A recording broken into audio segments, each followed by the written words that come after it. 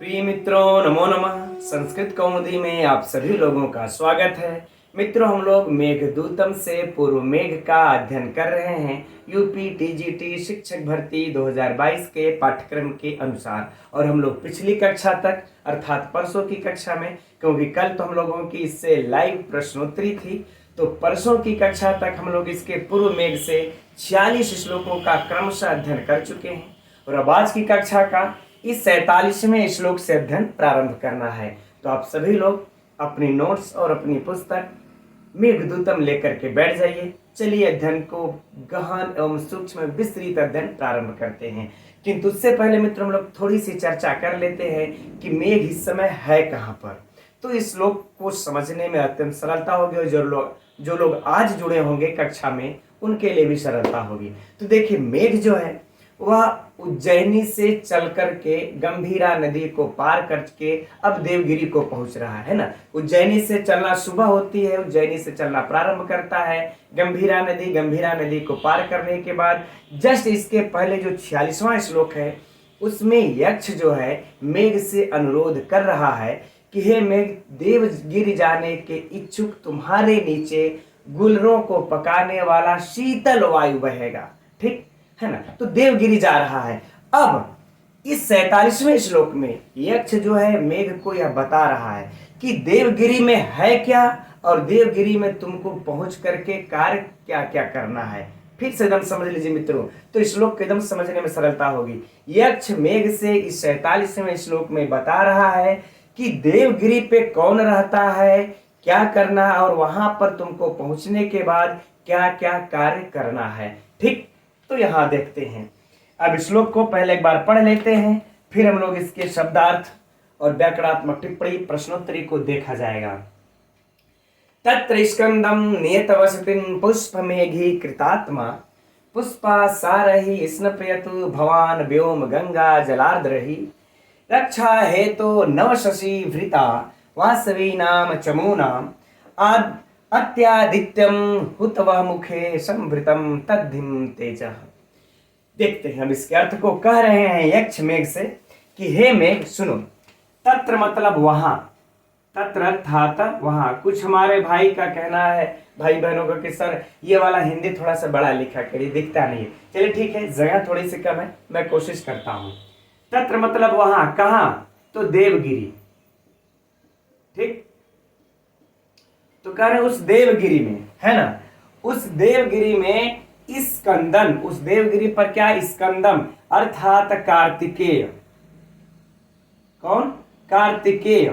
ठीक, और नियत वसतिम, करे नियत वसतिम अर्थात मित्रों करे कि नित्य निवास करने वाले, है ना, नित्य निवास करने वाले, नित्य निवास करने वाले या नित्य निवास करते हैं। ठीक, नित्य निवास करते हैं, हो गया ना। कर वहां देवगिरी पर्वत पर भगवान कार्तिकेय नित्य निवास करते हैं। आ गई बातें समझ में ना। बड़ा ही महत्वपूर्ण श्लोक है मित्रों, यह परीक्षा की दृष्टि से इतने का ही अर्थ हो गया। तत्र स्कंदम नियत वसतिम, है ना, वहां पर भगवान कार्तिकेय नित्य निवास करते हैं। कहां पर? तो देवगिरी पर्वत पर। राइट, आगे बढ़ते हैं। यह तो यह बता दे देवगिरी पर रहता कौन है। अब तुमको जा करके कार्य क्या करना है, अब अगले इन पंक्तियों में बता रहे हैं कि तुमको जा करके वहां काम क्या करना है। कार्य को देखते हैं मेघ के। तो कह रहे पुष्प मेघी कृतात्मा। पुष्प मेघी कृतात्मा अर्थात मित्रों कह रहे कि फूल बरसाने वाले, पुष्प मेघी कृतात्मा, फूल बरसाने वाले बादल का रूप बनाकर। ठीक, कृतात्मा अपना रूप ये बनाकर। देख लीजिए, पुष्प बरसाने वाले या फिर फूल बरसाने वाले बादल का रूप बनाकर, है ना, बादल का रूप बनाकर। ठीक, यहां पर मित्रों भगवान कार्तिकेय, मेघ से इसलिए यक्ष कह रहा है, हम लोगों ने अभी कल के प्रश्नोत्तरी में भी पढ़ा था कि काम रूपम कह, काम रूपम कौन है। तो काम रूपम अर्थात मित्रों की स्वेच्छा अनुरूप, स्वेच्छा से अपने अनुरूप वह रूप धारण करने वाला, है ना। ठीक, तो यह इसीलिए कह रहे हैं कि मेघ तो अपने अनुरूप जो है कि रूप को धारण कर लेता है, इसलिए कह रही है कि तुम वहां पर जब पहुंचना तो पुष्प बरसाने वाले बादल का रूप बना लेना, क्योंकि वह तो किसी भी रूप को बना सकता है बादल। इसीलिए यक्ष मेघ से कह रहे हैं कि जब वहां देवगिरी पर पहुंचना तो पुष्प बरसाने वाले बादल का रूप बना करके क्या करना, पुष्पासारही अर्थात कह रहे हैं पुष्पासारही अर्थात पुष्प वर्षा कर देना। क्या कर देना, पुष्प वर्षा, पुष्प वर्षा, ठीक, पुष्प वर्षा से, पुष्प वर्षा, वर्षा सारे, पुष्पा सारे अर्थात मित्रों तृतीया विभक्ति है, बहुवचन है, तो पुष्प वर्षा के बौछारों से, के बौछारों से, बौछारों से है ना, तृतीया है तो हम लोग से लगा लेंगे या बौछारों द्वारा, स्नापयतु अर्थात मित्रों स्नान करा देना। तो हम लोग स्नान के स्थान पर इसका अर्थ लगा लेंगे क्या, अभिषेक करा देना, ठीक है ना, चूंकि अब देवता है, देवता को अभिषेक ये करा देना, अर्थ बड़ा सुंदर लग रहा है स्नान की अपेक्षा, ठीक। तो कह रहे वहां जब तुम पहुंचना तो पुष्प बरसाने वाले बादल का रूप बना करके पुष्प वर्षा के बौछारों से भगवान कार्तिकेय का अभिषेक कर देना। यह मेघ के लिए कार्य बता रहे हैं यक्ष देवगिरी पहुंचने पर। लेकिन यह पुष्प वर्षा तो कैसे, पुष्प वर्षा के बौछारों से, तुम जो पुष्प की वर्षा को बौछार करोगे, देखिए मित्रों मैं बार बार कहता हूं कि अगर इसकी गहराई में जाएंगे तो बरबस मुख से निकल पड़ता है कि वाह वाह कालिदास, आप सच में कवियों के शिरोमणि हैं। तो वह पुष्प के वर्षा की बौछार जो होगी कैसी होगी, करे भवान व्योम गंगा जलार्द रही। भवान अर्थात आप, आपके यह तो पहले हम लोगों को बोल देना है कि आपका ये कार्य है ना, मेघ के लिए आया है, या नोट कर लीजिएगा। अब व्योम गंगा अर्थात मित्रों आकाश गंगा, अभी देखिएगा भावार्थ जो निकलेगा उसको पकड़िएगा आप लोग, ठीक है ना।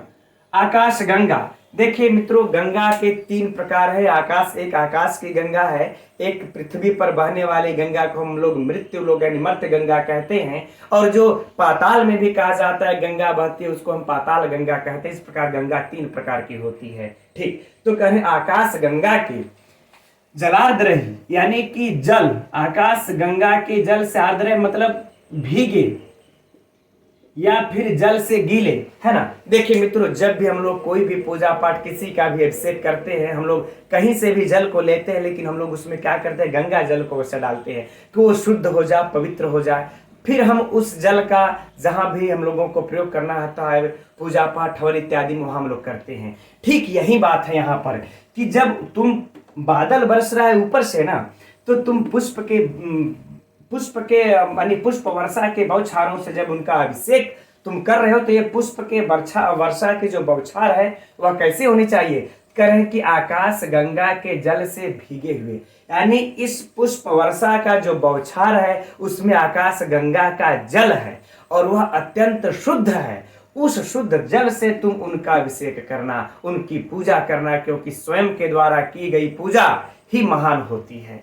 राइट मित्रों, तो ये बातें देखिए कितनी, तो ये इसका विशेषण है। खैर विशेष विशेषण की चर्चा बाद में हम करेंगे, उसको लिखेंगे तब नोट कर लीजिएगा, ठीक। अब देखिए इस दोनों पंक्तियों के श्लोक को अर्थ को हम लोग पूर्णतया समझ लेते हैं। पहले अब कि हे मेघ, वहां देवगिरी में भगवान कार्तिकेय नित्य निवास करते हैं, और जब तुम वहां जाना तो पुष्प बरसाने वाले बादल का रूप बना करके, पुष्प मेघी कृतात्मा, पुष्प बरसाने वाले बादल का रूप बना करके पुष्पासारही पुष्प वर्षा के बौछारों से स्नपेतु उनकी स्नान करा देना, है ना। लेकिन कैसे पुष्प वर्षा के बौछारे से, करे आकाश गंगा के जल से भीगे अर्थात गीले हुए पुष्प वर्षा के बौछारों से उनका अभिषेक कर देना। राइट, अब देखिए अब नीचे की जो दो पंक्तियां हैं ये वाली, अब इस पंक्ति में अब यहां पर देखिए भगवान कार्तिकेय के गुण कौन है, किस प्रकार से उनकी चर्चा कर रहे हैं भगवान कार्तिकेय के बारे में, वह कौन है। देखिए इसके लिए मित्रों थोड़ा सा अन्वय बना करके पढ़ते हैं तब बड़ा सटीक समझ में आएगा कि वासवी नाम चमू नाम, है ना, चमू नाम यहां आप कर देंगे, वासवी नाम अर्थात षष्ठी विभक्ति बहुवचन, तो क्या हो जाएगा वासवी नाम, वासव अर्थात इंद्र की, मित्रों यह बड़ा ही बड़ा ही महत्वपूर्ण प्रश्न है, शब्दार्थ है, इसमें परीक्षा के लिए भयंकर भयंकर बाद में खैर चर्चा हो जाएगी, अभी अर्थ को समझते हैं। इंद्र की चमू नाम अर्थात सेना, इंद्र की सेना का, है ना, इंद्र की सेना के कह रहे सेना के। अब यहां पर चलते, इंद्र की सेना के चमू नाम, यह भी महत्वपूर्ण है, रक्षा हेतु, रक्षा के लिए, ठीक, रक्षा के लिए, तो कह रहे इंद्र की सेना की रक्षा के लिए, राइट। अब कह रहे हैं कि नव हेतु, यहां विसर्ग लगा देंगे और यह विसर्ग का रुद्ध होकर के ऊपर चला गया, तो रक्षा हेतु, रक्षा के लिए नव शशि भृता, यानी कि नव चंद्रमा, नव शशि अर्थात नए चंद्रमा को भृता मन धारण करने वाले, तो नव चंद्रमा को धारण करने वाले अर्थात मित्रों नव या नवीन कह लें, नवीन चंद्रमा को धारण करने वाले कौन, धारण करने वाले शिव, ठीक, नवीन चंद्रमा को धारण करने वाले शिव के द्वारा, है ना, शिव के द्वारा, चूंकि भृता यहां पर तृतीया विभक्ति है, तो नवीन चंद्रमा के द्वारा धारण किए हुए, नवीन चंद्रमा धारण किए हुए शिव के द्वारा, चलिए यह भी लिख लेते हैं, शिव के द्वारा। अब कह रहे इधर चलते हैं, हुतवह मुखे, यानी कि अग्नि के मुख में, किसके मुख में, अग्नि के मुख में, सप्तमी विभक्ति है मित्रों, है ना। देखिए बड़ा ही सरलता ढंग से सरल शैली है कालिदास जी की, है ना, महाकवि कालिदास जी के हुतवह मुखे अर्थात अग्नि के मुख में सप्तमी है, तो अग्नि के मुख में, ध्यान रखिएगा मित्रों, समझ में आएगा अगर आप लोगों को थोड़ा सा लंबा खींच रहा होगा तो, अग्नि के मुख में संभृतम, यानी कि स्थापित किया या डाल दिया, स्थापित किया, स्थापित किया हुआ, यह अत्यादित्य, है ना, स्थापित किया हुआ, तेज माने तेज, यह तेज क्या है, अत्यादित्य, है ना, अत्यादित्यम, अत्यादित्यम अर्थात कि आदित्यम अति आदित्यम, है ना मित्रों। यहाँ पर समास हुआ है, अभी हम ये बताएं कैसे अत्यादय वाले से अतिक्रांत अर्थ में यहाँ पर समास हुआ है कि सूर्य, आदित्य माने सूर्य का अतिक्रमण करने वाला, ठीक, सूर्य का अतिक्रमण करने वाला, अत्यादय, हम लोग अर्थ लगा लेंगे सूर्य से भी तेज, है ना, सूर्य से भी तेज, ऐसे अर्थ लगा लेंगे, सूर्य से भी अधिक, सूर्य से भी अधिक, है ना, सूर्य से भी अधिक तेज है, सूर्य से भी अधिक तेज है, सूर्य से भी अधिक तेज है। अब देखिए, अब इस श्लोक के पूर्ण अर्थ को देखने से पहले मित्रों थोड़ी सी बातें इसके बारे में जो है, वैसे प्राय आप सभी लोग जानते हैं, उसकी चर्चा कर लेते हैं हम लोग। अब एक पौराणिक कथा आती है, उस पौराणिक कथा में जो है कि तारकासुर नाम का एक राक्षस होता है जो कि इंद्र की सेनाओं को और उससे सारे देवता लोग परेशान हो गए रहते हैं, है ना, सबके प्राण पर ये बनाई होती है। उस समय सभी देवता जा करके इंद्र से ये भगवान शंकर से प्रार्थना करते हैं, तो भगवान वो रक्षा के लिए, तो भगवान शंकर अपना वीर्य निकाल करके वह क्या करते हैं कि वह अग्नि के मुख में स्थापित कर देते हैं, लेकिन उनके वीर्य का तेज इतना भयंकर होता है कि उस अग्नि जो है उसको बर्दाश्त नहीं कर पाती है, और वह अग्नि क्या करती है, उसको, उस वीर्य को गंगा में डाल ये देती है, गंगा को समर्पित कर देती है, लेकिन गंगा भी उसके तेज को बर्दाश्त नहीं कर पाती है, वह सरकंडों में फेंक देती है उस वीर्य को, जो कि उतना तेज होता है, सूर्य से भी अधिक तेज है उस अग्नि का जो वीर्य था, तो वह भी गंगा भी बर्दाश्त नहीं कर पाती, सरकंडों में फेंक देती है, और सरकंडों में 6 कृत्तिकाएं होती हैं, है ना, इसलिए इनको कार्तिकेय भी कहते हैं, याद रखिएगा, इनको षणमातुर भी कहते हैं, भी परीक्षा का बड़ा महत्वपूर्ण जो है कि प्रश्न है, चलिए उस पर चर्चा हो जाएगी।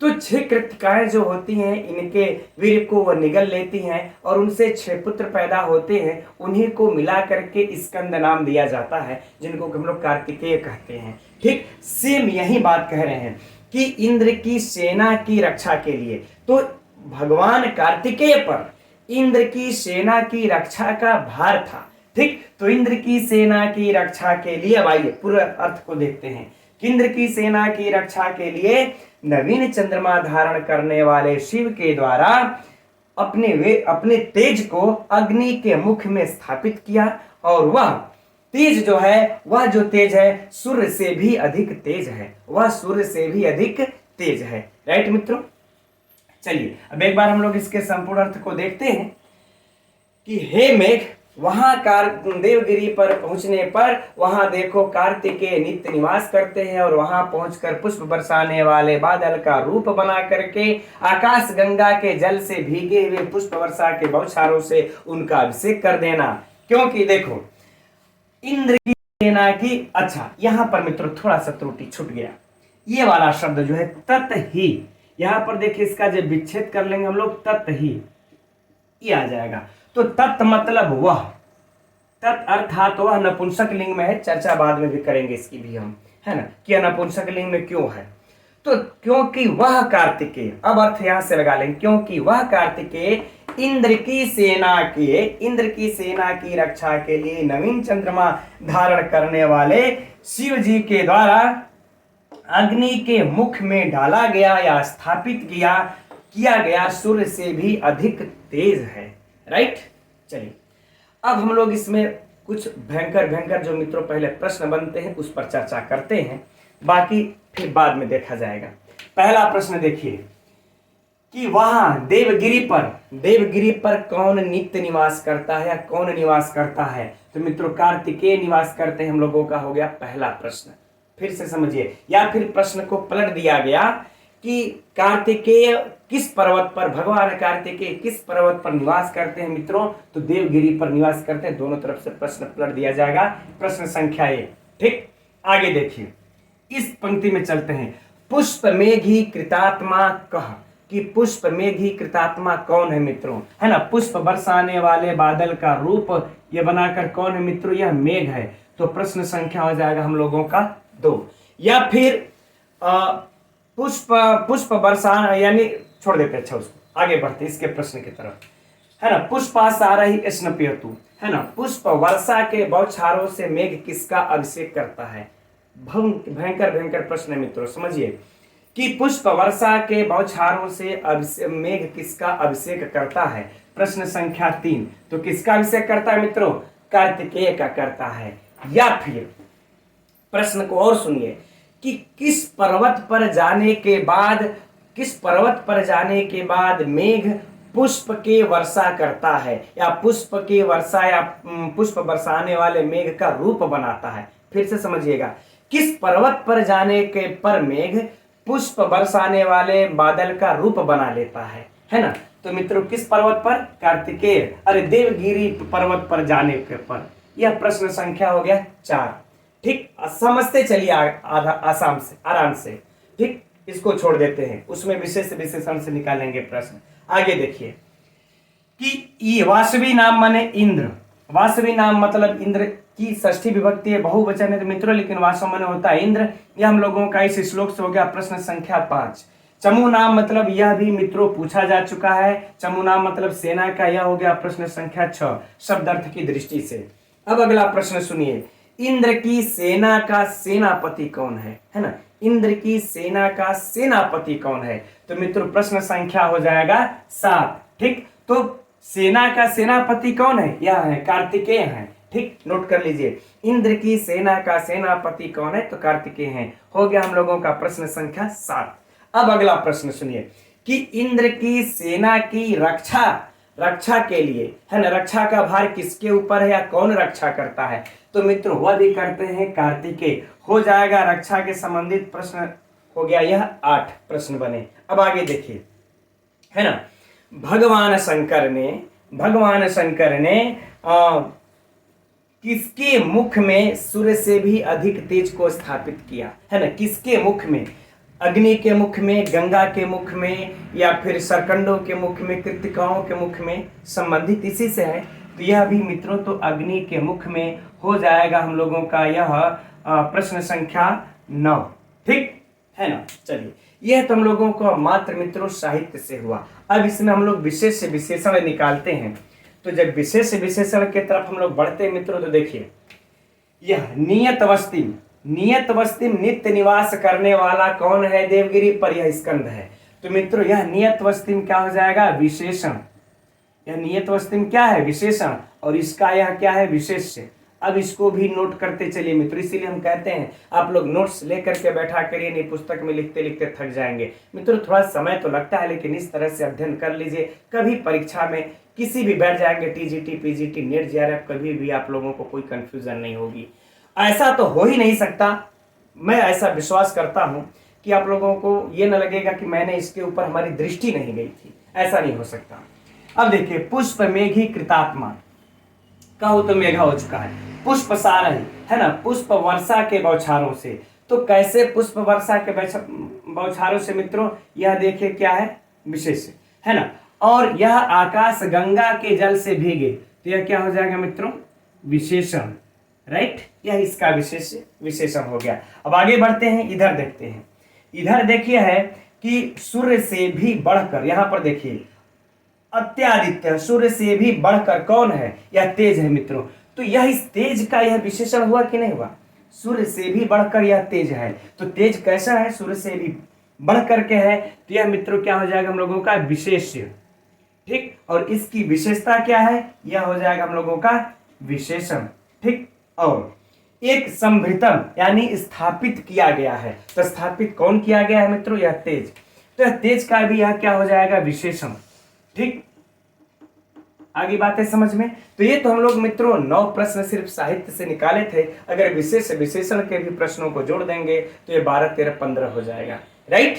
चलिए अब इसमें हम लोग एक मित्रों अलंकार की भी चर्चा कर लेते हैं, उसके बाद व्याकरणात्मक टिप्पणी देखेंगे। मित्रों देखिए, इसमें जो है अर्थांतर न्यास अलंकार है इस पूरे श्लोक में। वैसे कहेंगे कि क्यों है, तो देखिए पूर्व के इन 2 पंक्तियों के द्वारा इसका समर्थन किया हुआ है, इसलिए इसमें अर्थांतर न्यास अलंकार है, इसको भी आप लोग नोट कर लीजिएगा, ठीक। अब हम लोग बढ़ते हैं इसके व्याकरणात्मक टिप्पणियों की तरफ। बड़ा महत्वपूर्ण हुआ है परीक्षा की दृष्टि से।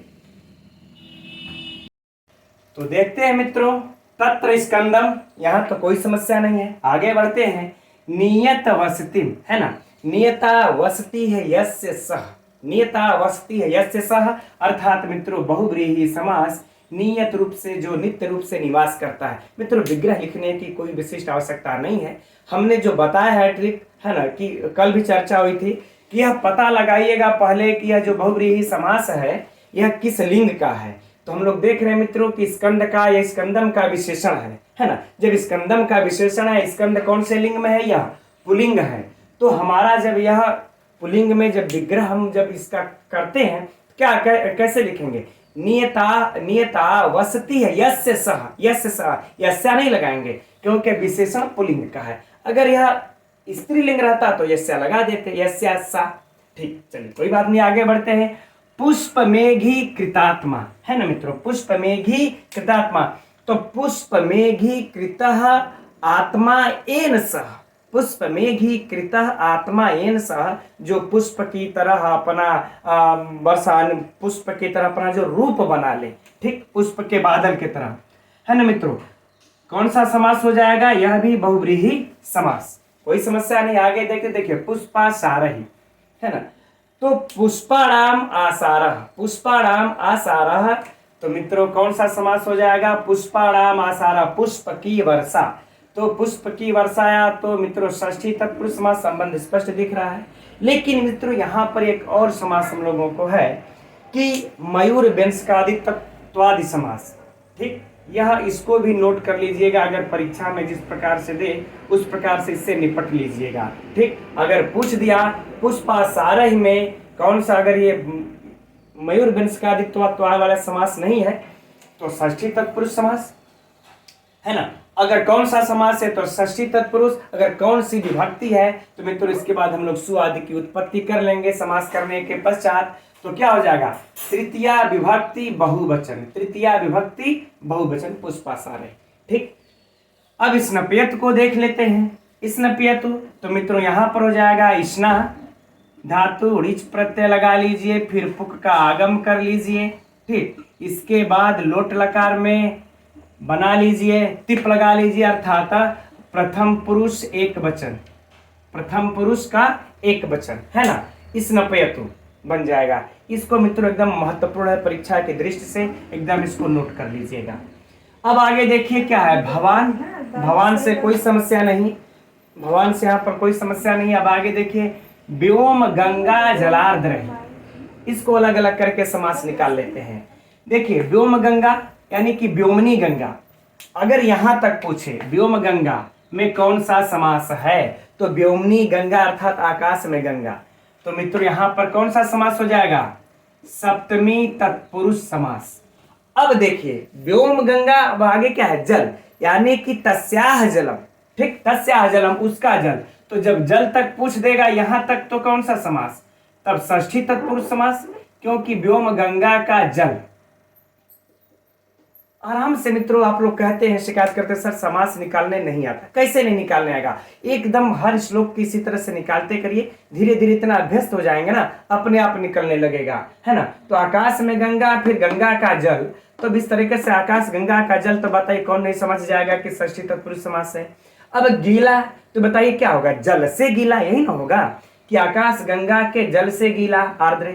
तो जब यहां तक पूरे में अगर हमसे पूछ दिया कि कौन सा समास है, तब हो जाएगा आकाश गंगा के जल से गीला। तो से लग रहा है मित्रों, तो तृतीया तत्पुरुष होगा ना, तेन आर्द्र ही, ठीक, तेन आर्द्र ही, तो कौन समास, तृतीया तत्पुरुष समास। अब बताइए समास कैसे नहीं निकालने आता है आप लोगों को, एकदम सरल है। अब जब समास कर लेते हैं तो मित्रों सुआदि की उत्पत्ति तो करनी है हम अपनी आवश्यकता के अनुसार।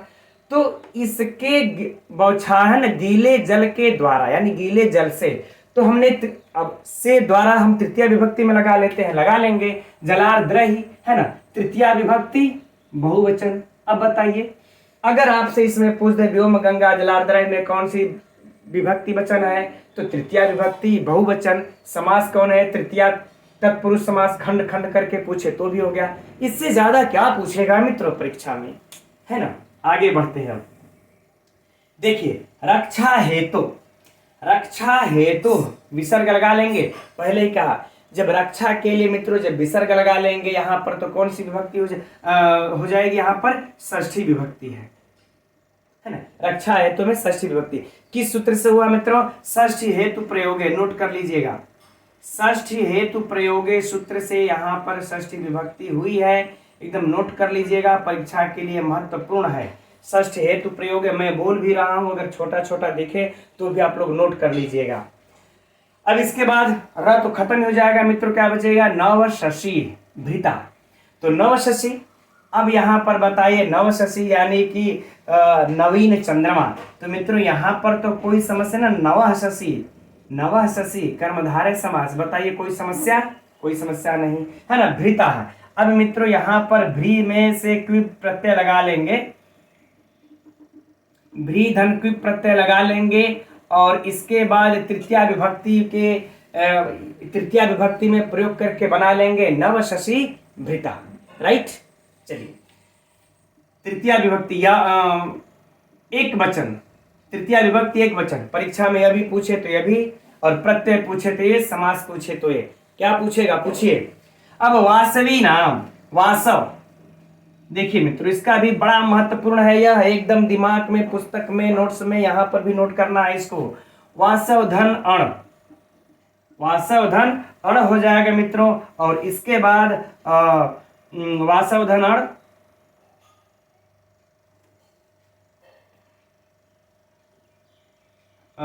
हाँ वासव धन अण धन, इसके बाद गीप लगेगा,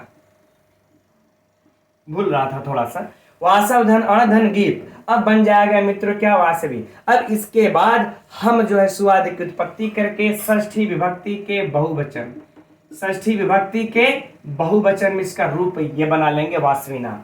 तो अगर परीक्षा में पूछे वासवी नाम में कौन सी विभक्ति है, तो षष्ठी विभक्ति बहुवचन, और वासव धन अण धन गीप, ये हो गया, ठीक। चमू नाम, चमू नाम मित्रों वही है, सेना, षष्ठी विभक्ति।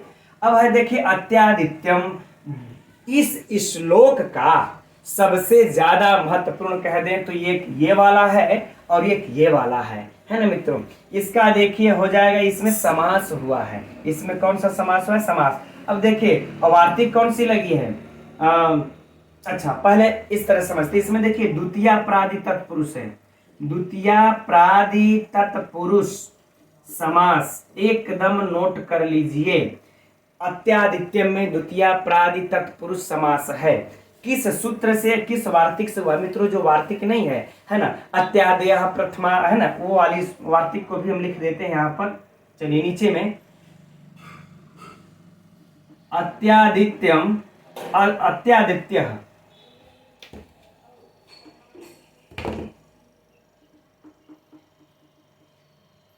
अत्यादेय होगा। थोड़ा सा ध्यान कभी कभी इधर उधर चला जाता है मित्रों, तो अत्यादेय कुछ इधर उधर लिखा जाता है। जैसे कल की ही कक्षा में देखिए, मैं उत्तर सही बोल रहा हूँ, गलत मैंने उस पर टिक लगा दिया। पढ़ने में कमेंट्स को कभी इधर उधर हो जाता है, थोड़ा सा भी ध्यान भटका मित्रों, चाहे इस कक्षा में चाहे परीक्षा में, गलती होना तय है, ठीक, कोई बात नहीं। अत्यादेय क्रांताद्यर्थे, क्रांताद्यर्थे, ठीक, क्रांत्याद्यर्थे द्वितीया। मित्रों एकदम इसको नोट कर लीजिएगा, द्वितीया, ठीक। इस वार्तिक से, यह क्या है? वार्तिक है। इसी वार्तिक से यहाँ पर द्वितीया प्रादि तत्पुरुष समास हुआ है। परीक्षा के लिए बेहद महत्वपूर्ण, एकदम नोट कर लीजिएगा। अब आगे देखिए, हुत वह मुखे, हुत वह मुखे। अब देखिए हुतस्य वह, तो कौन सा समास मित्रों? षष्ठी तत्पुरुष समास, है ना। तस्य मुखः, यहाँ पर भी षष्ठी तत्पुरुष समास, कोई समस्या नहीं। इसके बाद सुवादिक उत्पत्ति समास करके आवश्यकता अनुसार हमने विभक्ति लगा ली। कौन सा? सप्तमी एक वचन, है ना। इसमें कौन सी विभक्ति? सप्तमी एक वचन, समास ये हो गया, राइट। आगे देखिए संभृता, सम धन भ्री, धन कत प्रत्यय लगा लेंगे मित्रों, बन जाएगा संभृता, राइट। चलिए अब आगे देखते हैं। अब यहां पर देखिए तत्, तत् तेजा, तेजा का तो कोई समस्या नहीं, तत् ही ह को धकार हुआ है यहाँ पर। ये तत् मित्रों देखिए है नपुंसक लिंग में, यहाँ पर तेज की प्रधानता होने के कारण, तेज चूंकि नपुंसक लिंग है इसलिए यहाँ पर नपुंसक लिंग का प्रयोग हुआ, नहीं तो यहाँ पे पुल्लिंग होना चाहिए था, है ना, क्योंकि कार्तिकेय पुल्लिंग है ना, कार्तिकेय जो कि पुल्लिंग है, लेकिन यह तेज की प्रधानता होने के कारण यह नपुंसक लिंग में हो गया है, ठीक। खैर कोई बात नहीं, वो परीक्षा का प्रश्न नहीं है, वो विद्वत्ता का प्रश्न है, छोड़ देते हैं उसको। एक नोट कर लीजिएगा मित्रों, एक यह और बाकी जो है कि यह, अब बाकी सब तो जो है सो ही है, हाँ एक यह भी, ठीक। इसमें व्याकरणात्मक टिप्पणियां बड़ी बड़ी महत्वपूर्ण है इस श्लोक में, इसको नोट कर लीजिएगा। अगर मित्रों हम लोग इसको भी, अगर व्याकरणात्मक टिप्पणियों को भी जोड़ दिया जाए तो जरा सोचिए कि एक श्लोक से हम लोगों के कितने प्रश्न बने। हम लोगों ने 12-13 प्रश्न वहाँ, और अगर 7-8 प्रश्न इससे अगर हो जाते तो 20 प्रश्न, एक श्लोक से 20-20 प्रश्न बनते हैं। इसीलिए देखिए हमने जो अभी कल प्रश्न उत्तरी किया है, महज जो 8-9 प्रश्नों तक ही है, वह अरे 8-9 श्लोकों तक की ही प्रश्नोत्तरी है ना, क्योंकि एक एक श्लोक में बहुत ज्यादा प्रश्न बनते हैं। खैर कोई बात नहीं, बहुत समय हो गया, हम लोग फटाफट थोड़ा रफ्तार बढ़ाते आगे बढ़ते हैं। तो यह रहा 48वां श्लोक, देखते हैं इसको। और हाँ, अब थोड़ी सी गति को हम लोग बढ़ाते हैं, क्योंकि पहला श्लोक में मैटर इतना ज्यादा था, कंटेंट प्रश्न उत्तर इतने ज्यादा थे कि थोड़ा सा ज्यादा समय लग गया। चलिए अब हम लोग अपनी गति में थोड़ी सी वृद्धि करते हैं और देखते हैं इस श्लोक को। ज्योति लेखा वलई गलितम यस्य बरहं भवानी पुत्र प्रेमणा कुवलय दल प्रापि करणे करोति धौता पांगम हर्षसि रुचा पावकेस्तम मयूरः पश्चादद्रि ग्रहण गुरु भी गर्जित ही नर्तये था। अब देखिए मित्रों, इस श्लोक में यक्ष जो है मेघ को देवगिरी पहुंचने पर दूसरे कार्य को सौंप रहा है, दूसरे कार्य को बता रहा है कि तुमको देवगिरी पहुंचने पर वह दूसरा कार्य क्या करना है। हम लोग अभी 47वें श्लोक में जो देवगिरी पहुंचने पर पहला कार्य उसको जो करना है, पुष्प के जल के रूपी बौछारों से जो उनका अभिषेक करना है, यह पहला कार्य था, अध्ययन कर लिए। अब इस श्लोक में दूसरा कार्य तुमको वही देवगिरी पर क्या करना है इसको बता रहे हैं। तो देखते हैं हम लोग दूसरे कार्य को। कार्य है यक्ष मेघ से कि ज्योति लेखा वलई, ज्योति अर्थात मित्रों तेज की, है ना, तेज की, लेखा मतलब रेखाओं, है ना, एक एक शब्दों को बताते चलेंगे मित्रों हम लोग। तेज की रेखाओं के, वलई मने मंडलाकार, वलई अर्थात करें कि मंडलाकार, तेज की रेखाओं के मंडलाकार से युक्त, राइट। चलिए अब मंडलाकार से युक्त, गलितम मने गिरे हुए, गिरे हुए अर्थात मित्रों कह लें कि स्वयं झड़े हुए, यस्य मने जिस, यस्य अर्थात जिस, तो किस मतलब मोर के, जिस मोर के, और बरहम मने पंख, जिस मोर के पंख को, भवानी मने माँ पार्वती, माँ पार्वती। अब बात को समझिएगा, है ना। अब देखिए यहां तक तो देखिए पंख कैसा है ना, अर्थ को समझिएगा। कह रहे पंख, मोर का पंख मित्रों आप सभी लोग प्राय देखे होंगे कि उसमें ऊपर एक इस प्रकार के रेखा के, यानी कि रेखा समान मंडलाकार होता है। उसी यहाँ रेखाओं के मंडलाकार की चर्चा कर रहे हैं कि यह जो रेखा मंडलाकार है, तेज की रेखाओं से मंडलाकार युक्त है ऐसा, और स्वयं ही गिरे हुए, ऐसा नहीं कि किसी ने उसको बलपूर्वक उखाड़ा है, ऐसा पंख नहीं है ना। तो मित्रों इस बरहम अर्थात पंख का ये दोनों विशेषण है। क्या विशेषण है, फिर से देखते हैं कि तेज की रेखाओं के मंडलाकार से युक्त और गिरे हुए जिस मोर के पंख को माँ पार्वती, ठीक है ना।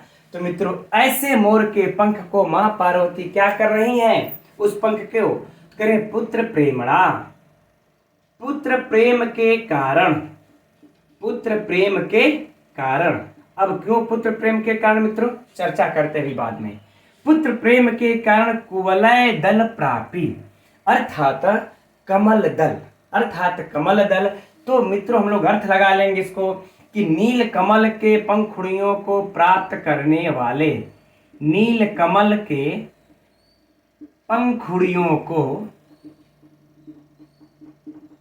पंखुड़ियों को प्राप्त करने वाले, प्राप्त करने वाले, है ना। करने वाले, करने ही मतलब कानों पर, सप्तमी विभक्ति है मित्रों, तो क्या हो जाएगा कानों पर, करोति माने करती हैं। तो मित्रों अर्थ लगा लेंगे हम लोग कि कानों पर धारण करती हैं। क्या करती हैं, धारण करती हैं। आगे बातें समझ में, फिर से समझिए संपूर्ण श्लोक को। पहले इस भाव को समझिए। देखिए कार्तिकेय का मित्रों जो वाहन है वह कौन है ना, मोर है। तो कार्तिकेय माँ पार्वती के पुत्र हैं भगवान कार्तिक, ठीक। तो माँ पार्वती के भगवान कार्तिक पुत्र हैं। तो भगवान कार्तिक का यह जो वाहन है, यह मोर, वह भी क्या हुआ, यह मोर वह भी उनका पुत्र हुआ।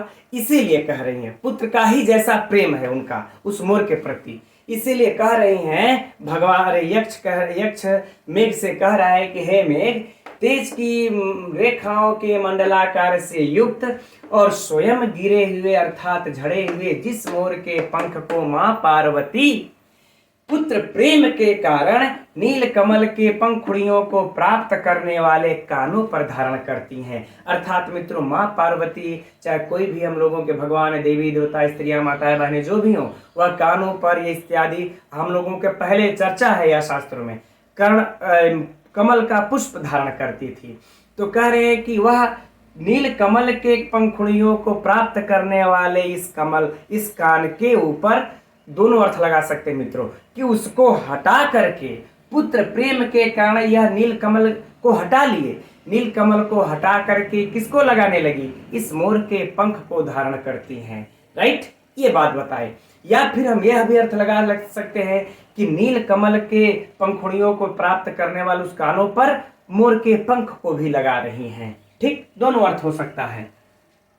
तो यह तो मित्रों भी विशेषण है, कार्य क्या है नीचे बताएंगे भी। अब कह रहे हैं वह मोर कैसा है, मोर की विशेषता बता रहे हैं। धवता पांगम, धवता पांगम अर्थात मित्रों कह रहे हैं कि धवल नेत्रों वाले, धवल नेत्र के कोने वाले, नेत्र कोण वाले, कोने वाले, है ना, कोने।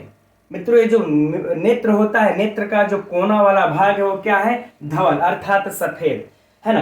तो वह नेत्र का जो कोना वाला भाग सफेद है। तो क्यों है, तो कह रहे हर शशि रुचा, हर मतलब शिव स्थित, शिव स्थित क्या, शिव पर स्थित, शशि माने चंद्रमा, कह रहे शिव स्थित चंद्रमा के, रुचा, रुचा अर्थात कांति, है ना, चंद्रमा की कांति। ठीक, क्या हो गया, चंद्रमा की कांति से धवल, जो वह नेत्र का, ये मोर के नेत्र की बात हो रही है मित्रों कि वह जो मोर है, मोर के नेत्र का जो कोना वाला भाग है वो धवल है, सफेद हो गया। किस लिए, क्योंकि शिव स्थित चंद्रमा, शिव के सिर पर स्थित जो चंद्रमा है उसकी कांति, उसकी चमक, उसकी प्रकाश उसके नेत्र में पड़ रही, इसलिए सफेद हो गया है। ऐसे पाव के मतलब मित्रों कार्तिकेय है ना, कार्तिकेय के, तम मतलब उस, और मयूरम माने मोर, कार्तिकेय के उस मोर को, उस मोर को। ठीक, अब बातें समझ में आ गई मित्रों। उस कार्तिकेय के उस मोर के साथ तुमको क्या करना है, सुनिए। पश्चात अर्थात बाद में, तो बाद में का अर्थ मित्रों कब हुआ, क्योंकि पहले इन्होंने जो काम बताया था वह काम क्या था, उनका अभिषेक करना, स्नान कराना। तो स्नान जब करा लेना तो उसके बाद में क्या करना है, करें अद्रि, है ना, दो में से अ निकाल देंगे मित्रों, पश्चात तो अ निकल जाएगा, अद्रि ग्रहण। तो अद्रि ग्रहण मतलब पर्वत के संपर्क में, पर्वत की गुफाओं में, है ना, पर्वत की गुफाओं में गुरु भी। तो मित्रों हम लोग अर्थ लगा लेंगे कि पर्वत की गुफाओं में, पर्वत की गुफा में प्रतिध्वनि, प्रतिध्वनि के कारण, गुरु भी मतलब बढ़े हुए, है ना, क्या चीज, बढ़े हुए। क्योंकि मित्रों जब पर्वत में जब ध्वनि करेंगे तो स्वाभाविक सी बात है ध्वनि गूंजेगी, तो ध्वनि बढ़े हुए। गर्जते ही माने गर्जना के साथ, गर्जते ही तृतीया विभक्ति है, तो गर्जना से, नर्तयेथा माने नचाना, क्या है, नचाना। तो देखिए मित्रों यही इनका दूसरा कार्य है। अब समझ में आया यहाँ पर कि दूसरा कार्य क्या है।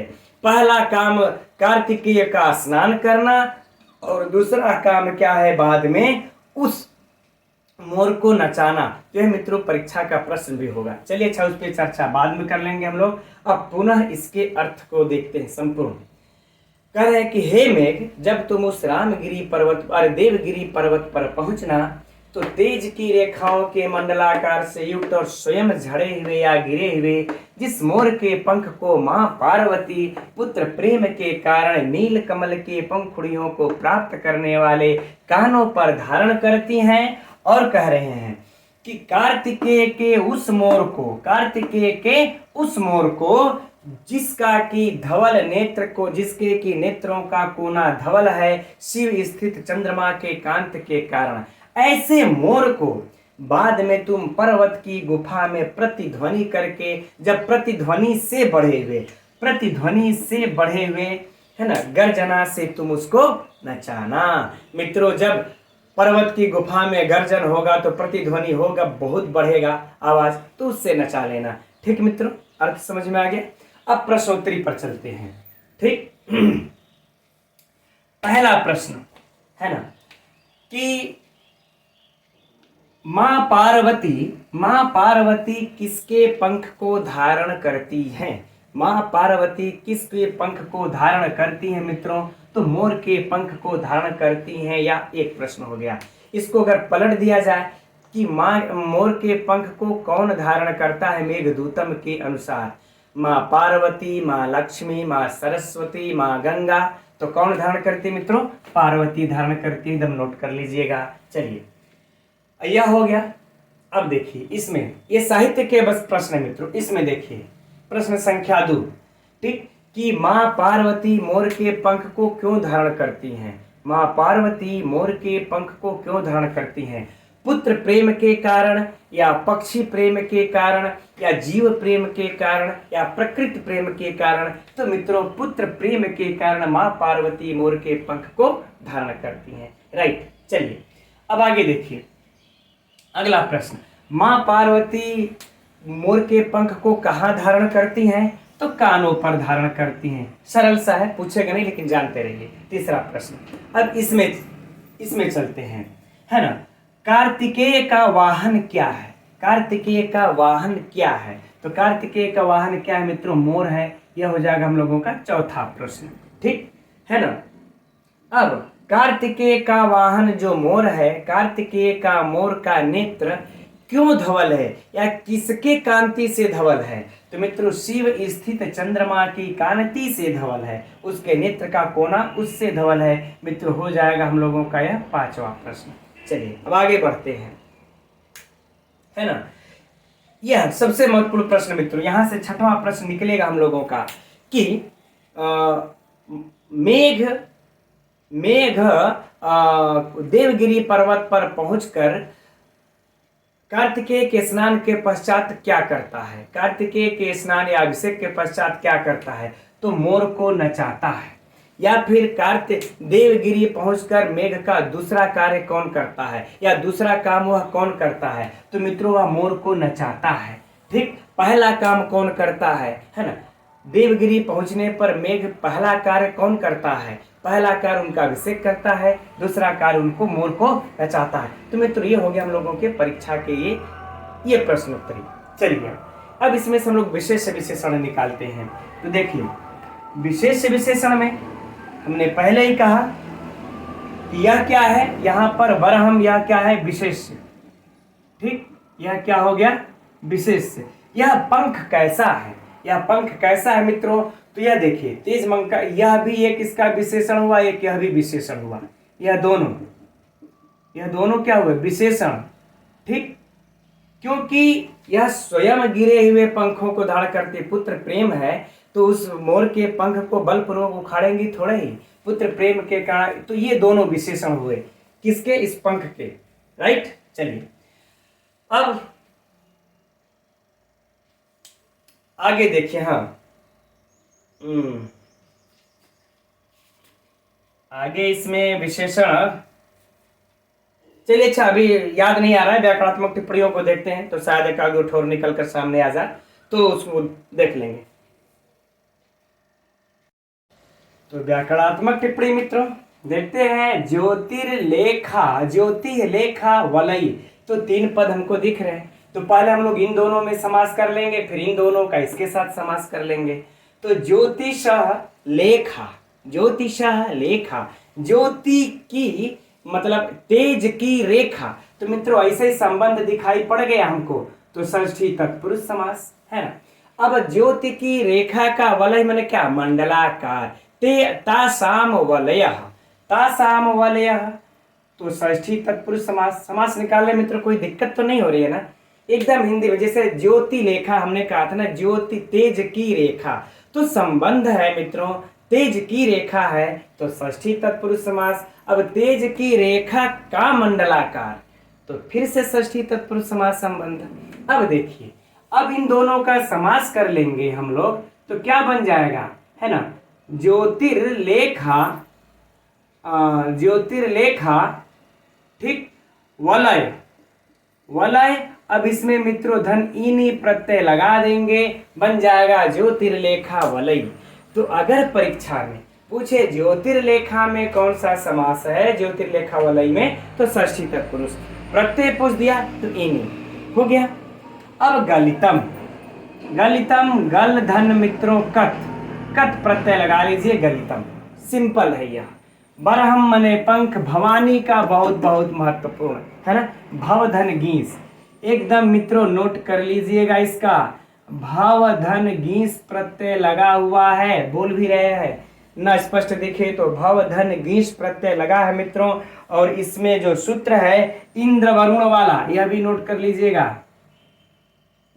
इंद्र वरुण वाला जो सूत्र है, इस सूत्र से इंद्र वरुण, इस सूत्र से यहाँ पर गिस प्रत्यय हुआ, तो दोनों पूछा जा सकता है। भवानी में चूंकि स्त्री प्रत्यय भी टीजीटी में है, तो भवानी में कौन सा प्रत्यय है? गिस प्रत्यय है। और किस सूत्र से है? तो इंद्र वरुण पकड़ लीजिएगा, उसी से है ना। अब आगे बढ़ते हैं। पुत्र प्रेमणा, कोई समस्या नहीं, तृतीया है यहाँ पर। अब आगे देखते हैं कि कुवलय दल प्रापी, यहाँ भी कोई समस्या नहीं मित्रों। करणे में सप्तमी विभक्ति देख ही रहे हैं आप लोग, एक वचन है सप्तमी विभक्ति।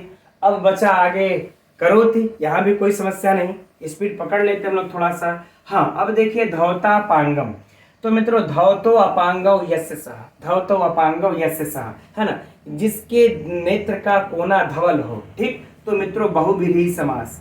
यह क्या हुआ? हमारा विशेषण। हाँ देखिए अब आ गया याद पे। यह क्या है मित्रों? विशेषण किसका? इस मोर का। अब देखिए याद आया है, उस समय ढूंढ रहे थे नहीं मिला। विशेषण, यह हो गया हम लोगों का विशेष, और यह हो गया क्या मित्रों? विशेषण। इसको अब नोट कर लीजिएगा। राइट, चलिए आगे बढ़ते हैं हम लोग। अब देखिए हर शशि रुचा, 3 पद हम लोगों को दिखाई पड़ रहा है यहाँ पर। तो हर शशि, तो मित्रों क्या हो जाएगा, हरः स्थितः शशि, तो मित्रों मध्यम पद लोपी समास है ना, इसको एकदम सीधे लगा लीजिए, मध्यम पद लोपीय समास, जिसमें मध्य पद का लोप हुआ हो, कोई समस्या नहीं। पावके, बहुत बहुत महत्वपूर्ण मित्रों, यह परीक्षा का खतरनाक प्रश्न है, यही पंक्ति उठा करके रख करके पूछ देगा यहाँ पर पावक का क्या अर्थ है, तो प्रायः लोग अग्नि मार देंगे, है ना। यहाँ पावक का क्या अर्थ होगा मित्रों, कार्तिकेय, एकदम नोट कर लीजिए इसको। ठीक, अब आगे देखते हैं। पश्चात अद्रि, पश्चात का कोई मतलब नहीं है, अद्रि ग्रहण है ना मित्रों, तो क्या हो जाए इसका, अद्रेह ग्रहणम। अब यहाँ पर देखिए तोड़ तोड़ के समास निकाल लेते हैं, है ना। पर्वत का ग्रहण कर रहा है मित्रों, तो अद्रेह ग्रहणम षष्ठी तत्पुरुष समास। अब फिर क्या है, उसके ग्रहण करने के कारण क्या, गुरु भी, यानी कि दीर्घ, बड़ा, भयंकर और ऊंचा आवाज, तो तहि गुरु भी, तो मित्रों यहाँ पर क्या हो जाएगा, तृतीया तत्पुरुष समास। अब आगे देखिए है, गर्जित ही नर्तये था, ये वाला थोड़ा सा हटके है, इसको भी हम लोग मित्रों परीक्षा के लिए महत्वपूर्ण है, नोट कर लीजिए। नृत्य धन ऋच है ना, नृत्य धन ऋच, इसके बाद विधि लिंग लकार लगा लीजिए मित्रों, और विधि लिंग लकार में हम लोग थास लगा लेते हैं, क्या लगा ले, थास, राइट, है ना। नृत्य ऋच विधि लिंग लकार थास लगा लेंगे, नर्तये था बन जाएगा, है ना। तिप तस झी वाला, अरे आत्मने पद में ये तो है, ठीक है, कोई बात नहीं, है ना। तो ये हम लोगों का हो गया मित्रों व्याकरणात्मक टिप्पणी। और ये याद रहे, बरहम माने मोर का पंख, यह भी मित्रों शब्दार्थ की दृष्टि से महत्वपूर्ण, उसको भी नोट कर लीजिएगा। चलिए अब हम लोग आगे बढ़ते हैं अगले श्लोक की तरफ। तो यह रहा अगला श्लोक 49वां, देखते हैं, इसको पढ़ लिया जाए पहले। आराध्ययनम शरण भवम दैवमुल्लंघिताध्वा सिद्ध द्वंद्वै जलकण भयाद वीड़ी भी मुक्त मार्गः व्यालंबेथा सुरभि तनया लंबजाम मानयिष्यन् श्रोतो मूर्त्या भुवि परिणतारन्ति देवस्य कीर्तिम्। अब देखिए मित्रों, मेघ देवगिरी पर्वत से अब आगे बढ़ करके वह चर्मणवती नदी को पहुंच रहा है, और इस श्लोक में यक्ष मेघ से उस चर्मणवती नदी का सम्मान करते हुए ठहरने का अनुरोध कर रहा है। अब देखते हैं हम लोग इसको, इस श्लोक में उस अर्थ को देखिए, कह रहा है कि आराध्य एनम अर्थात यह इदम का द्वितीय विभक्ति एक वचन में बहुत महत्वपूर्ण है, देख लेंगे व्याकरणात्मक टिप्पणी में। तो कह रहे हैं कि इस आराध्य माने आराधना करके, या फिर कह ले मित्रों पूजा करके, ठीक। तब यहां पर प्रश्न चिन्ह खड़ा होता है कि किसकी पूजा करके, तो मित्रों किसकी पूजा करके, करें शरण भवम देवम, तो शरण भवम अर्थात मित्रों सरकंडों में उत्पन्न, भव मने उत्पन्न, है ना। सरकंडों में उत्पन्न कौन है, अभी हम लोगों ने चर्चा किया कि सरकंडों में उत्पन्न कौन है मित्रों, तो देवम अर्थात भगवान कार्तिकेय देव, ठीक, कार्तिकेय। आगे बातें समझ में, तो किसकी पूजा करके, उत्तर मिल गया हम लोगों को कि सरकंडों में उत्पन्न भगवान कार्तिकेय की पूजा करके, फाइनल। अब कह रहे हैं कि उल्लंघिताध्वा अर्थात मित्रों इसका अर्थ हो जाएगा, देखिए रास्ता काटने वाला, लेकिन हम लोग क्या अर्थ इसका लगा लेंगे, जब अर्थ लगा लेंगे अन्वय की दृष्टि से, तो हो जाएगा कि आगे बढ़ने पर या मार्ग में कुछ दूर जाकर,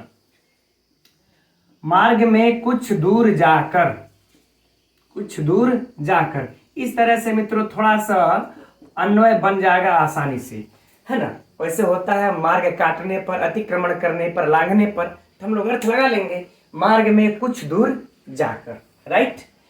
अब कुछ दूर चले जाओगे मार्ग में, और क्योंकि तुम्हारे मार्ग को छोड़ दिया गया है, इसलिए मार्ग में कुछ दूर जाकर, देखिए मुक्त मार्ग, यह उड़नहवारा जो है ना, यहाँ पर वीड़ी भी के पास आ जाएगा, विसर्ग लग करके तृतीय विभक्ति, तो यहाँ मुक्त मार्ग बचेगा। तो मुक्त मार्ग क्योंकि तुम्हारा मार्ग मुक्त कर दिया गया है, छोड़ दिया गया है, छोड़ दिए गए, है ना, छोड़ दिए गए, छोड़ दिए गए मार्ग, ठीक, अर्थात तुम्हारे मार्ग को छोड़ दिए गए हैं। अब बता, प्रश्न उठता है कि आखिर में मेघ के मार्ग को किसने छोड़ दिया है, तब वह मेघ कुछ दूर जा रहा है। ठीक, तो देखिए मित्रों, प्रश्न, इस प्रश्न का उत्तर, सिद्ध द्वंद ही जल कण भयाद वीड़ी भी अर्थात वीणाधारी, गलत हो गया मात्रा थोड़ा सा, हाँ, वीणाधारी, वीणाधारी, ये हो गया वीड़ी भी का अर्थ। वीणाधारी सिद्ध द्वंद अर्थात मित्रों सिद्ध दंपत्ति, सिद्ध दंपत्ति, ठीक, ये रहा। ठीक, तो वीणाधारी सिद्ध दंपत्तियों द्वारा तुम्हारा मार्ग छोड़ दिया गया है, और ऐसे तुम्हारा जब मार्ग छोड़ दिया गया तो तुम कुछ दूर जाकर, तो फिर प्रश्न चिन्ह खड़ा होता है मित्रों कि जो सिद्ध वीणाधारी जो सिद्ध दंपत्ति हैं, यह मेघ का मार्ग क्यों छोड़ दिए, कहीं जाकर के छुप गए, मेघ का जो आगे का रास्ता था उसको छोड़ करके हट गए। क्यों? क्योंकि जल कण भया, क्योंकि उनको जल कण के भय से, यानी जल कण के भय से, जल कण के भय से उन्होंने मार्ग को छोड़ दिया है। क्योंकि मित्रों देखिए, अभी पूजा हो रहा था ना, किसकी पूजा, भगवान कार्तिकेय की, उस देवगिरी पर्वत पर। तो वहां से जब पूजा करके जब लौट रहे होंगे, कौन, ये सिद्ध दंपत्ति, हाथ में बीड़ा लिए, भाई पूजा करते समय बीड़ा इत्यादि बजाएंगे, तो बीड़ा पूजा करके भगवान कार्तिकेय के जब लौट रहे होंगे, तो जब तुम ऊपर से गुजरोगे तो तुम्हारा मार्ग वो छोड़ करके हट जाएंगे, अर्थात कहीं वो सिद्ध दंपत्ति छुप जाएंगे, क्योंकि उनको भय है कि तुम्हारे जल कण से हमारा बीड़ा का तार गीला हो जाएगा, बीड़ा मेरी गीला हो जाएगी, इसलिए तुम्हारा वह मार्ग छोड़ दिए हैं। राइट, तो जब तुम्हारा वह मार्ग छोड़ दिए हैं तो तुम कुछ दूर जाकर क्या करना, व्यालंबे था, अर्थात ठहर जाना, लटक जाना, है ना, हम लोग अर्थ लगा लेंगे मित्रों, क्या, ठहर जाना। ठीक, कुछ दूर जा करके तुम ठहर जाना। अब प्रश्न चिन्ह पुनः खड़ा होता है मित्रों कि कहां जा करके ठहर जाना, तब बता रहे हैं इन श्लोकों में कहां जा करके किस प्रकार से ठहरना है। कह रहे हैं कि सुरभि तनयालंभजाम, सुरभि तनया, सुरभि की पुत्री, सुरभि की पुत्री को होती मित्रों गायें, तो अब गाय लंभजाम यानी गवालंभजाम, जाम मतलब उत्पन्न, तो गवालंभ से उत्पन्न अर्थ लगा लेंगे, गवालंभ, यह गवालंभ क्या है मित्रों, गवालंभ यज्ञ है, यज्ञ का नाम है, जैसे होता है ना, अश्वमेध यज्ञ, विश्वजीत यज्ञ, वैसे ही गवालंभ यज्ञ, गवालंभ यज्ञ से उत्पन्न या में उत्पन्न, से उत्पन्न, गवालंभ यज्ञ से उत्पन्न। अब आगे बताते हैं कि स्रोतो मूर्तिया भूवि परिणता, और भूवि अर्थात मतलब पृथ्वी में, सप्तमी विभक्ति है, हम अर्थ लगा लेंगे लोक में,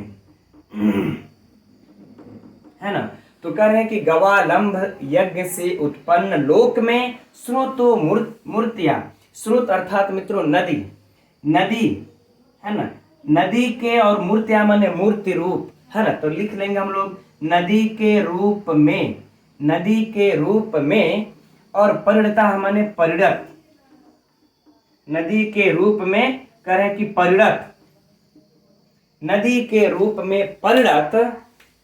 अब रंति देवस्य कीर्तिं मानयिष्यन्, है ना, रंति देव की कीर्ति का, है ना, यह रहा रंति देव की कीर्ति, अर्थात कीर्ति का, रंत देव की कीर्ति का मानयिष्यन् माने सम्मान करते हुए, सम्मान करते हुए तुम ठहर जाना। अब आ गई बातें समझ में मित्रों। अब देखिए कि जब तुम कुछ दूर आगे जा करके, अब यहाँ के अर्थ को बस देखिए कि गवालंभ यज्ञ से उत्पन्न और लोक में नदी के रूप में परिणित रंति देव की कीर्ति का सम्मान करते हुए तुम ठहर जाना। अब मित्रों देखिए यहाँ पर कुछ अंदर की भी बातें, कुछ पौराणिक कथाओं से जुड़े हुए हैं, एक बार उसको हम समझ रहे हैं, आप लोग जानते होंगे, लेकिन उसकी चर्चा थोड़ी सी कर लेते हैं। यहाँ पर देखिए यह शास्त्र हम लोगों के है कि प्राचीन युग में गवालंभ यज्ञ होता था जिसमें गायें मारी जाती थी। गवालंभ यज्ञ में गायें मारी जाती थी। शास्त्र के अनुसार ऐसा मानना है कि वह गायें उसमें जब मारी जाती थी तो उनको दिव्य लोक की प्राप्ति होती थी। ठीक, ऐसी मान्यता है। अब पौराणिक कथा यह है कि राजा रंतिदेव के पास, जो कि संस्कृति के पुत्र और दसपुर के राजा हैं, यह भी नोट कर लीजिएगा। संस्कृति पुत्र दसपुर, चलिए अच्छा उसके बाद में भी हो जाएगी। वो संस्कृति के पुत्र दसपुर के राजा रंतिदेव के पास कुछ गायें आती हैं और उनसे अनुरोध करती हैं कि हे राजा रंतिदेव, आप गवालंभ यज्ञ कीजिए और उस यज्ञ से हम लोगों को दिव्य लोक की प्राप्ति हो या हम लोगों के दिव्य की प्राप्ति हो। तो इसके अनुरोध पर राजा रंतिदेव गवालंभ यज्ञ प्रारंभ करते हैं और उसमें इतनी गायें मारी जाती हैं उस दिव्य लोक की प्राप्ति के लिए उनको, कि उनके चर्म से एक नदी प्राप्त होती है। यही है ना कि गवालंभ यज्ञ से उत्पन्न और उनके चर्म से जो रक्त निकलता है वह एक इतना अधिक मात्रा में होती हैं कि नदियां बहने लगती हैं। तो जब वो नदियां बहती हैं उसी को लोक में चर्मणवती नदी के रूप में जानते हैं। तो यह रंतिदेव की कीर्ति को भी कहती है। तो ये 3 बातें बताए कि जो नदी गवालंभ यज्ञ से उत्पन्न है और जो नदी गवालंभ यज्ञ से उत्पन्न संसार में नदी के रूप में परिणत हुई और जो नदी रंतिदेव की कीर्ति को कहती है, उसका उनका सम्मान करते हुए तुम उस नदी पर जा करके ठहर जाना। आगे बातें समझे मित्रों, एक बार संपूर्ण अर्थ को पुनः देख लेते हैं। यक्ष कह रहे हैं कि मेघ से कि हे मेघ, तुम देवगिरी पर्वत से जब आगे जाना तो पूजा सरकंडों में उत्पन्न भगवान कार्तिकेय की पूजा करके और बीड़ाधारी सिद्ध दंपत्ति जल कण के भय से छोड़ दिए हैं तुम्हारा मार्ग। ऐसे मार्ग से तुम कुछ दूर जा करके और गवालंभ यज्ञ से उत्पन्न लोक में नदी के रूप में परिणित राजा रंतिदेव की कीर्ति का सम्मान करते हुए ठहर जाना। अर्थात अब मेघ को ठहरने की बात कर रहा यक्ष कहाँ? चर्मणवती नदी पर वो ठहर गया है। चलिए अब हम लोग ठहर गया, तब तक ये प्रश्नोत्तरी को देख लेते हैं। पहला प्रश्न, सरकंडों में उत्पन्न कौन है? सरकंडों में उत्पन्न कौन है? भगवान कार्तिकेय है। सरकंड भव, सरकंडों में उत्पन्न कौन है? भगवान कार्तिकेय हैं। दूसरा, ये पहला प्रश्न हो गया। दूसरा प्रश्न यह जो कि महत्वपूर्ण होगा कि मेघ देवगिरी के बाद कहाँ जाता है? मेघ देवगिरी के बाद कहाँ जाता है? तो मित्रों कहाँ जाता है? चर्मणवती नदी में। चर्मणवती नदी को प्राप्त होता है। राइट, यह दूसरा हो गया। अच्छा, मेघ का मार्ग किसने छोड़ दिया है? मेघ का मार्ग किसने छोड़ दिया है? सिद्ध दंपत्तियों के द्वारा छोड़ दिया गया है। तीसरा प्रश्न, वह सिद्ध दंपत्तियों के कारण क्यों मार्ग को छोड़ा गया? क्योंकि उनको भय है जल कण से कहीं मेरा बीड़ा गीला न पड़ जाए। ठीक, अगला प्रश्न है ना। हाँ, गवालंभ यज्ञ से कौन नदी उत्पन्न है? बहुत महत्वपूर्ण मित्रों, गवालंभ यज्ञ से कौन नदी उत्पन्न होती है? तो चर्मणवती नदी उत्पन्न होती है। यह हम लोगों का अगला प्रश्न, चौथा या पांचवा कह लें। गवालंभ यज्ञ से कौन नदी उत्पन्न होती है मित्रों? चर्मणवती नदी उत्पन्न होती है। ठीक, चौथा प्रश्न हो गया। अब आगे देखिए, रंतिदेव की सम्मान को कौन सी नदी कहती है? या रंतिदेव कौन सी नदी रंतिदेव? चलिए यही प्रश्न सीधा सीधा कर लेते हैं। रंतिदेव की सम्मान को कौन नदी कहती है? तो मित्रों चर्मणवती नदी कहती है। कौन नदी कहती है? चर्मणवती नदी कहती है। यह हो गया अगला प्रश्न। चलिए अब अगला प्रश्न, इसको घुमा लिया जाए कि किस राजा का सम्मान करते हुए, प्रश्न को ध्यान से सुनिएगा, किस राजा का सम्मान करते हुए मेघ चर्मणवती नदी में ठहरता है? किस राजा की कीर्ति का? तो रंतिदेव के राजा कीर्ति का इनका सम्मान करते हुए चर्मणवती नदी में ठहरता है। हम लोगों का हो गया अगला प्रश्न, छठवां प्रश्न। राइट, अब देखिए, इस रंतिदेव की जो अभी हम बात कर रहे थे मित्रों, इसको भी नोट कर लीजिएगा। ठीक, यह संस्कृति के पुत्र हैं। नोट कर लीजिए, हो सकता है पूछ दे परीक्षा में। यह संस्कृति के पुत्र है रंतिदेव। और राजा कहाँ के मित्रों? तो यह राजा देखिए 10पुर के हैं। कहाँ के हैं? 10पुर के राजा हैं। ठीक, यह 10पुर के राजा हैं और संस्कृति के पुत्र हैं। यह दोनों बातें नोट कर लीजिएगा, परीक्षा में एक अगला प्रश्न होगा 10पुर के राजा कौन है? उदयन फुदयन फलाना ढिमका दे देगा, तुरंत देव हैं। ठीक, चलिए अब इसमें हम लोग मित्रों विशेष विशेषण थोड़ी सी निकाल लेते हैं। तो देखिए देवम, देव, कार्तिकेय, यह विशेष हो गया। यह कार्तिकेय कैसे है मित्रों? तो कह रहे देखिए यहाँ पे सरकंडों में उत्पन्न है, तो सरकंडों में उत्पन्न ऐसे कार्तिकेय। तो मित्रों यहाँ पर हम लोगों का यह क्या हो जाएगा? विशेषण। क्या होगा? विशेषण देवम का। ठीक, चलिए और यह देखिए कुछ दूर जाकर और मुक्त मार्ग, यह दोनों, यह अनुक्त मेघ का विशेषण है। किसका विशेषण है? अनुक्त मेघ। चूंकि यहाँ पर मेघ उक्त नहीं है, मेघ की चर्चा वैसे विशिष्ट तो आई नहीं है, अनुक्त है। ठीक है, उस अनुक्त मेघ का मुक्त मार्ग, जिसके लिए मार्ग छोड़ दिया गया है वह, जिसका मार्ग छोड़ दिया गया वह अर्थात मेघ, और कुछ दूर जाकर के अर्थात वह कौन? मेघ। तो यह अनुक्त मेघ का, यह दोनों क्या है मित्रों? विशेषण है। ये और यह नोट कर लीजिएगा, विशेषण। चलिए अब आगे बढ़ते हैं। ठहर जाना नदी के रूप में परिणित। हाँ, बीड़ाधारी। बीड़ाधारी मित्रों कौन? सिद्ध दंपत्ति। कैसे हैं? बीड़ाधारी सिद्ध दंपत्ति, है ना। तो सिद्ध दंपत्ति मित्रों यह विशेष हो गया। अब यह सिद्ध दंपत्ति कैसे है? तो बीड़ाधारी है, यह इनका विशेषण हो गया। राइट, चलिए अब आगे बढ़ते हैं इसके व्याकरणात्मक टिप्पणियों की तरफ। तो इसकी व्याकरणात्मक टिप्पणी मित्रों बड़ा महत्वपूर्ण है, पहले ही वर्ण इसमें, है ना। आराध्य एनम। ठीक, अलग अलग कर लेते हैं। तो पहले आराध्य का देखते हैं हम लोग मित्रों। आ उपसर्ग लगाइए, राध धातु है, इसके बाद आराध कत्वा लगा लीजिए, कत्वा, फिर क्या लगा लेंगे? ल्यप, बन जाएगा आराध्य। अब उस आराध्य का इस एनम के साथ संधि। अब लेकिन यह एनम मित्रों बड़ा ही परीक्षा में पूछता है कंफ्यूज करने के लिए, तो याद रहे। देखिए यह इदम सर्वनाम का जो कि पुल्लिंग में है, द्वितीया विभक्ति का एक वचन है। द्वितीया विभक्ति का एक वचन है, इसको एकदम नोट कर लीजिएगा। 100% बड़ा कंफ्यूज करता है परीक्षा में। अब आगे देखिए है शरण भवम, है ना मित्रों। शरण भवम सीधे सरकंडों में उत्पन्न है जो वह, तो सीधे सीधे यहाँ पर हम लोग बहुव्रीहि समास कर लेते हैं, कोई समस्या नहीं होगी। राइट, अब देखिए आगे है क्या? उल्लंघिता ध्वा, उल्लंघिता ध्वा, उल्लंघिता अध्वा यस्य सह, है ना।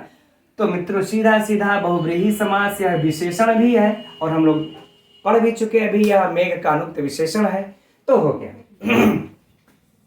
अब आगे देखिए सिद्ध द्वंद्व, है ना। सिद्धा नाम द्वंद्वानि, सिद्धा नाम द्वंद्वानि यानी सिद्धों का दंपत्ति जोड़ा। मित्रों हिंदी से ही लगा लेंगे हम लोग कि षष्ठी तत्पुरुष समास है। अब आगे बढ़ते हैं। देखिए जल कण भयात, है ना। जल कण भयात, तकार का दकार हुआ यहाँ पर, व में वीड़ी भी बना लेंगे। तो जल कद भयात में मित्रों यहाँ पर कौन जगह? पंचमी विभक्ति, कोई समस्या नहीं। अब वीड़ी भी देखिए ये बड़ा महत्वपूर्ण है। वीड़ी भी, वीड़ा का तृतीया विभक्ति बहुवचन यह पूछा जा सकता है। ठीक है ना, शब्दावली की दृष्टि से इसको नोट कर लेना है।